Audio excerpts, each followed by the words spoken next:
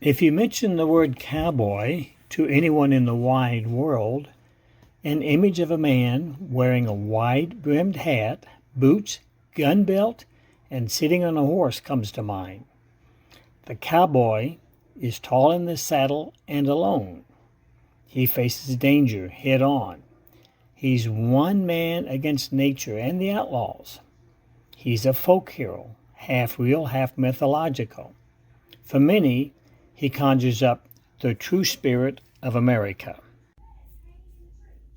The American cowboy drove as many as 2,000 cattle hundreds of miles to market, enduring lightning, storms, drought, stampedes, rattlesnakes, Indians, and outlaws. They slept under the stars and ate chow at the chuck wagon. The movie and TV cowboys dressed for effect, but in reality, the cowboys dressed with a purpose. The high-crowned, wide, floppy-rimmed hat protected them from the sun's glare. It could be used as a watering cup and as a pillow when folded.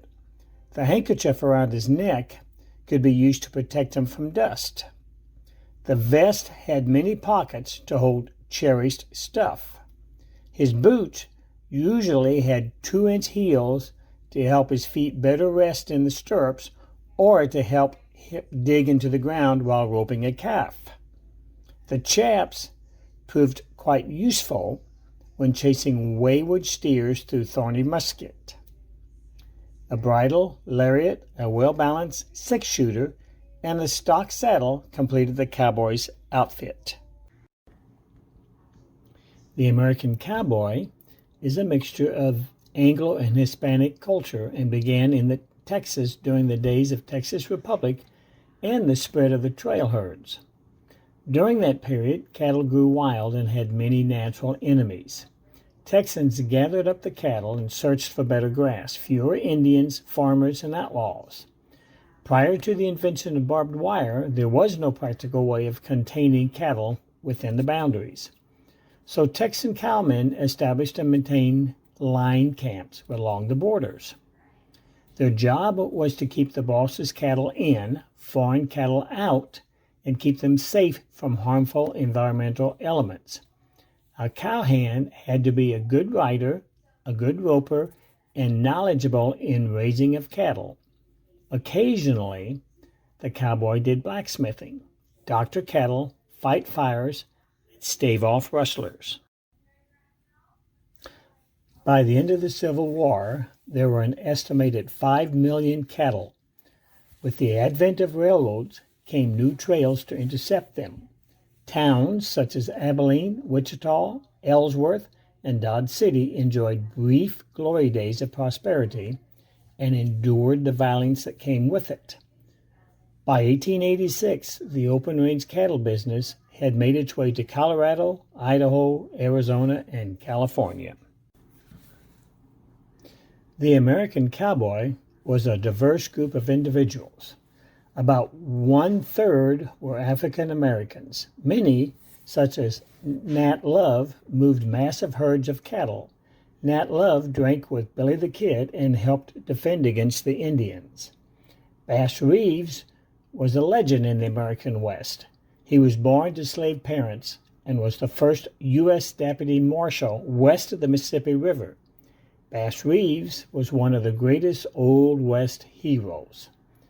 Women could hold their own in the Wild West, too. For example, Belle Starr was part of the Jesse James Cole Younger gang. Martha Jane Canary, otherwise known as Calamity Jane, was a friend of Wild Bill Hickok and was known for Indian fighting. The era of the open range and the great cattle drives lasted only about 20 years, from 1866 to 1886. The dry summer of 1886 and the terrible winters of 1886 and 87 virtually destroyed the cattle industry. The radio program and the television show Gunsmoke, which lasted from 1952 to 1975, lasted longer than the golden age of the cowboy.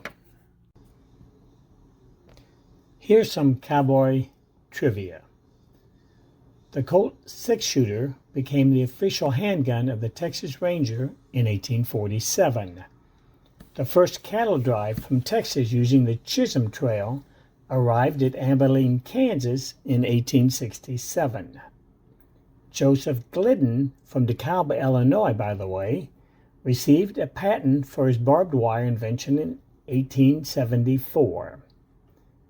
In 1883, the Alamo was purchased from the Catholic Church to preserve it as an historic shrine.